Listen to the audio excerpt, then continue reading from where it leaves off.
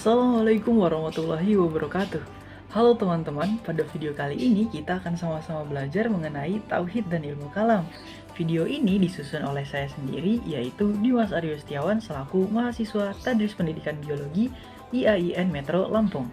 Sebagai penugasan mata kuliah untuk UAS, Tauhid dan Ilmu Kalam oleh Ibu Siti Fatimah MPD.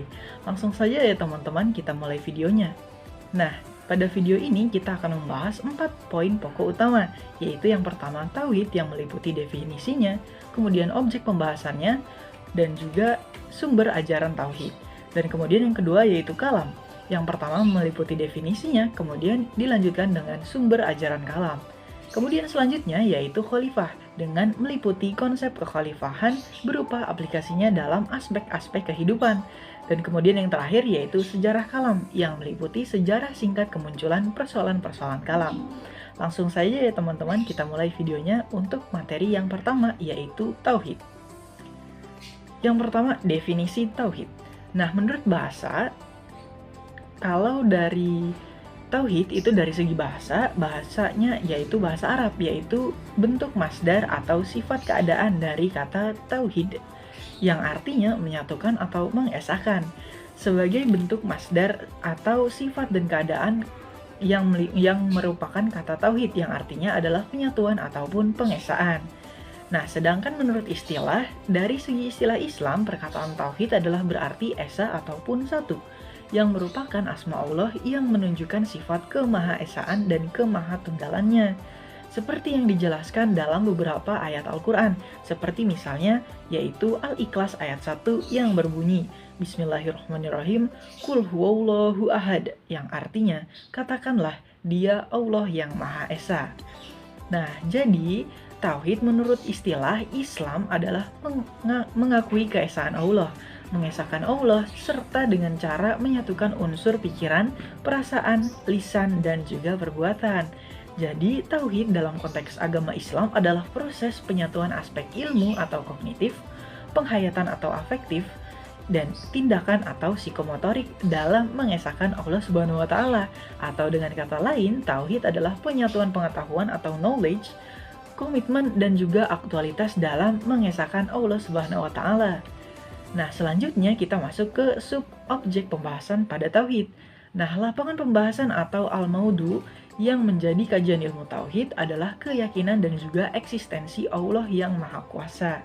Nah, yang pertama, objeknya yaitu hal-hal yang berhubungan dengan zat yang pertama yang menjadi sebab pertama atau prima causa terhadap adanya alam semesta, yaitu apa teman-teman? Yaitu Allah Subhanahu wa Ta'ala itu sendiri beserta qada dan juga qadarnya.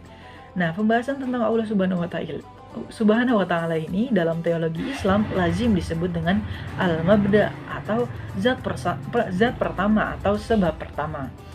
Nah, objek yang kedua yaitu hal-hal yang berhubungan dengan utusan Allah Subhanahu wa Ta'ala atau perantara yang dipakai oleh Allah Subhanahu wa Ta'ala dalam berhubungan dengan manusia, yang lazim disebut juga dengan al-wasithah. Yang termasuk dalam kelompok pembahasan ini yaitu meliputi seperti malaikat, Nabi, Rasul Allah, dan juga kitab-kitab suci Allah yang diturunkan oleh Allah kepada manusia sebagai petunjuk dan juga tuntunan dalam mengarungi kehidupan di dunia. Kemudian, objek pembahasan yang ketiga yaitu hal-hal yang berhubungan dengan janji-janji Allah tentang hari yang akan datang, yang biasanya diistilahkan dengan al-ma'ad, yang meliputi seperti barzak, kiamat, hisab, mizan, Syirot, dan juga surga serta neraka. Nah, semua alam ini sebenarnya belum pernah dialami oleh siapapun manusia yang ada di muka bumi ini. Tetapi semua orang yang beriman wajib mempercayainya. Dengan kata lain juga, biasa disebut dengan asamsyat, yaitu suatu ajaran yang wajib dipercayai meskipun keberadaannya masih sebatas didengar atau belum dialami ataupun belum disaksikan. Selanjutnya kita masuk ke sumber ajaran tauhid. Nah, untuk mendapatkan ajaran tauhid ada beberapa sumber yang dapat kita jadikan sebagai acuan. Yang pertama yaitu Al-Quran. Al-Quranul Karim adalah pokok dari semua argumentasi dan dalil, dan Al-Quran adalah dalil yang membuktikan kebenaran risalah Nabi Muhammad dan dalil yang membuktikan benar dan tidaknya suatu ajaran, teman-teman. Dan Al-Quran juga merupakan kitab Allah terakhir yang menegaskan dan juga menyempurnakan pesan-pesan kitab-kitab samawi sebelumnya. Yang kedua yaitu hadis. Hadis adalah dasar kedua dalam penetapan akidah-akidah dalam Islam, teman-teman. Tetapi tidak semua hadis dapat dijadikan dasar dalam menetapkan sebuah akidah. Nah, hadis yang dapat dijadikan dasar dalam menetapkan akidah adalah hadis yang perawinya disepakati dan juga dapat dipercaya oleh ulama. Nah, sedangkan hadis yang perawinya masih diperselisihkan oleh para ulama tidak dapat menjadikan dasar dalam menetapkan akidah sebagaimana kesepakatan para ulama ataupun ahli hadis. Kemudian yang ketiga yaitu pendapat ataupun ijtima para ulama. Penjelasan-penjelasan ataupun pendapat para ulama mengenai hakikat beribadah khususnya dengan tauhid pada intinya menyerukan bahwa beribadah haruslah dengan sikap tauhid yang benar, yakni mengesahkan hanya kepada Allah Subhanahu wa Ta'ala, dan juga mengetahui bahwa para rasul itu diutus untuk membawa misi dakwah untuk mengajak umat manusia mentauhidkan hanya kepada Allah Subhanahu wa Ta'ala. Kenapa sih pendapat ataupun ijtima dari ulama ini dapat dijadikan sebagai sumber ajaran tauhid? Karena ulama dipercaya dapat memberikan penjelasan yang sesuai dengan sunnah-sunnah ataupun ajaran yang telah disampaikan oleh Rasul kita. Jadi pendapat dari ulama dapat dijadikan sumber di bawah dari hadis. Seperti itu, teman-teman. Kemudian selanjutnya ada akal. Dalam ayat Al-Quran, Allah Ta'ala telah mendorong hamba-hambanya agar merenungkan semua yang ada di dalam jagat raya ini, agar dapat mengantar pada keyakinan tentang kemahakuasaan Allah Subhanahu wa Ta'ala. Dan dalam konteks ini, Allah berfirman pada Al-Quran surat Al-A'raf ayat 185 yang berbunyi, Bismillahirrahmanirrahim, awalam yanzurun fi malukutis samawati wal ard, yang artinya, dan apakah mereka tidak memperhatikan kerajaan langit dan bumi. Nah, intinya segala apapun yang Allah telah ciptakan, kita harus merenungkannya dan juga memikirkannya dengan akal, dan tujuan hal tersebut agar kita mentauhidkan Allah Subhanahu wa Ta'ala. Kemudian kita masuk ke topik yang kedua, yaitu kalam. Nah, yang pertama yaitu definisi dari kalam itu sendiri, yaitu menurut bahasa dan juga menurut istilah. Yang pertama menurut istilah. Istilah ilmu kalam berasal dari kata kalam atau al-kalamu yang diartikan dengan perkataan ataupun kata, terutama bagi Allah Subhanahu wa Ta'ala. Sementara menurut bahasa atau dalam perspektif tauhid, yaitu ilmu kalam ini membicarakan atau membahas tentang masalah ketuhanan atau ketauhidan, yaitu mengesahkan Allah Subhanahu wa Ta'ala. Kemudian artinya ilmu kalam ini adalah sebagian dari ilmu yang menjadi dasar kepercayaan ataupun keimanan dalam Islam. Nah, nama yang sering disebut dalam ilmu tauhid, dalam ilmu kalam itu biasanya seperti ilmu tauhid, ilmu aqaid, kemudian ilmu usuluddin, ilmu kalam serta teologi Islam. Nah, semua itu membahas tata cara yang dipakai untuk mengesahkan Tuhan atau Allah Subhanahu wa Ta'ala dan meningkatkan keyakinan kepada Allah Subhanahu wa Ta'ala.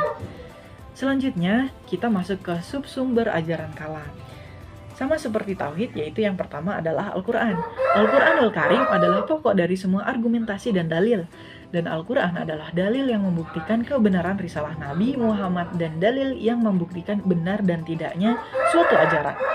Nah, Al-Quran adalah kitab induk, kitab rujukan utama bagi segala rujukan dan juga sumber dari segala sumber, basis dari segala sains dan ilmu pengetahuan. Sejauh mana keabsahan ilmu harus diukur, maka pernyataan Al-Quran bisa dijadikan standarnya, teman-teman. Kemudian yang kedua yaitu hadis.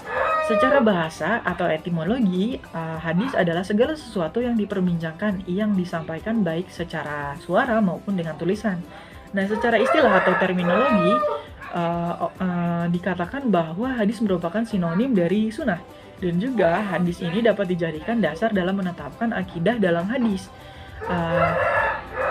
Nah, untuk menetapkan akidah, ini hadis dapat dijadikan sebagai dasarnya, dan juga yang perawinya itu harus disepakati dan dapat dipercaya oleh ulama. Kemudian Yang ketiga yaitu hasil pemikiran yang mendalam. Nah, hasil pemikiran manusia, khususnya orang-orang yang sudah memiliki keilmuan yang mendalam, memberikan warna terhadap perkembangan ilmu pengetahuan dong tentunya. Dan dalam hal ini pula, atau dalam hal ajaran kalam, ini juga dipengaruhi dari hasil pemikiran yang berkenaan dengan ketuhanan dari orang-orang yang memikirkan secara mendalam akan terkait pengajaran kalam. Seperti itu teman-teman. Kemudian kita lanjut ke submateri yang ketiga, atau materi pokok yang ketiga, yaitu khalifah. Nah, kita akan belajar mengenai konsep kekhalifahan dengan meliputi aspek-aspek yang ada dalam kehidupan sehari-hari. Nah, manusia diciptakan Tuhan adalah untuk menjadi khalifah di bumi, teman-teman, seperti yang dijelaskan dalam surat Al-Baqarah ayat 30 yang berbunyi Bismillahirrahmanirrahim, wa idz qala rabbuka lil malaikati inni ja'ilun fil ardi khalifah qalu ataj'alu fiha man yafsidu fiha wa yasfikum fikud-dama wa nahnu nusabbahu bihamdika wa nuqaddasu sulak inna a'lamu ma la ta'lamun, yang artinya, dan ingatlah ketika Tuhanmu berfirman kepada malaikat, aku hendak menjadikan khalifah di bumi, dan mereka berkata, apakah engkau hendak menjadikan orang-orang yang merusak dan menumpah darah di sana, sedangkan kami bertasbih memujimu dan menyucikan namamu? Dia berfirman, sungguh aku mengetahui apa yang tidak kamu ketahui. Nah, sebagai khalifah, manusia tentunya memiliki kewajiban dong, yaitu seperti memelihara, melestarikan, dan juga memakmurkan bumi. Artinya, manusia wajib mengolah dan merekayasa bumi untuk bermanfaat bagi kemaslahatan manusia dan juga makhluk alam lainnya. Nah, manusia juga wajib memelihara keseimbangan ekosistem, lingkungan, dan juga alam. Seiring dengan fungsi dan tugas tersebut, Allah Subhanahu wa Ta'ala memberikan sebagian dari sifat-sifatnya kepada manusia untuk menjadi modal dan juga kelengkapan dalam melaksanakan tugasnya atau melaksanakan kewajibannya di muka bumi. Nah, adapun sifat-sifat yang diberikan Allah Subhanahu wa Ta'ala kepada manusia yaitu yang pertama, hayat atau hidup, kemudian ilmu atau berpengetahuan, kemudian yang ketiga yaitu kudrat atau memiliki kekuasaan atau kemampuan, yang keempat irodat yaitu berkehendak atau berkemauan, yang kelima sama atau mendengar, basor atau melihat, dan kemudian yang terakhir yaitu kalam, berbicara. Nah, sifat-sifat ini diberikan agar terciptanya khalifah yang dapat berilmu, gigih, kreatif, serta produktif dan juga inovatif. Nah, yaitu selanjutnya kita akan masuk ke pokok pembahasan yang terakhir, yaitu persoalan kalam dengan pokok sub yaitu sejarah singkat munculnya persoalan kalam. Oke, singkatnya begini teman-teman. Pada masa Nabi Muhammad SAW, umat Islam itu bersatu dan mereka satu akidah, satu syariah, dan juga satu akhlakul karimah. Nah, kalau mereka ada perselisihan pendapat diatasi dengan wahyu, dan pada saat itu tidak ada perselisihan di antara mereka. Nah, setelah Nabi Muhammad SAW wafat, ada nih beberapa hal yang melatar belakangi akan munculnya persoalan-persoalan kalam, yaitu dapat disebabkan oleh karena faktor-faktor politik pada awalnya setelah Khalifah Utsman bin Affan ini wafat atau terbunuh. Kemudian digantikan oleh Ali bin Abi Thalib menjadi khalifah penggantinya.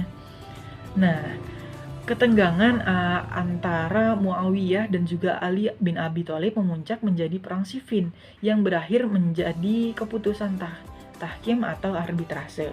Nah, sikap Ali yang memerintah tipu muslihat Amr bin al-As, utusan dari pihak Muawiyah dalam tahkim, tidak disetujui oleh sebagian tentaranya. Dan kemudian mereka memandang bahwa Ali telah berbuat salah sehingga meninggalkan barisannya. Dan sejarah Islam mereka terkenal dengan nama Khawarij. Nah, yaitu orang-orang yang keluar dan memisahkan diri tadi.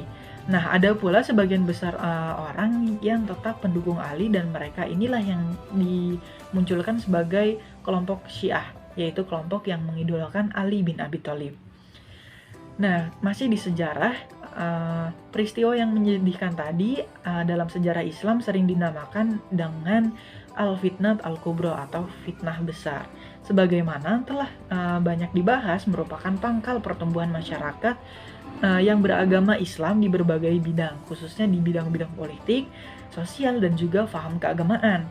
Maka dari itu, kalam ini sebagai suatu bentuk pengungkapan dan juga sebagai bentuk penalaran faham keagamaan juga hampir secara langsung tumbuh dengan bertitik tolak dari fitnah besar tadi.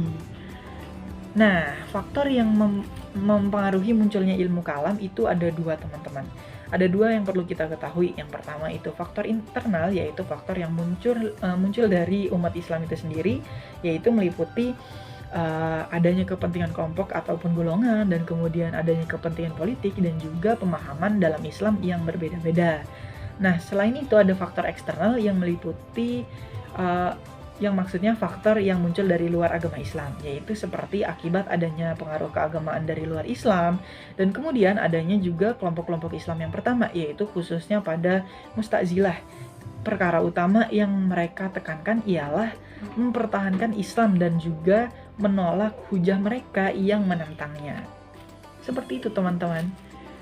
Nah, berakhir sudah penjelasan video kali ini. Terima kasih kepada teman-teman yang sudah menyimak dari awal hingga akhir. Mohon maaf apabila masih banyak kekurangan dalam video ini. Saya undur diri. Wassalamualaikum warahmatullahi wabarakatuh.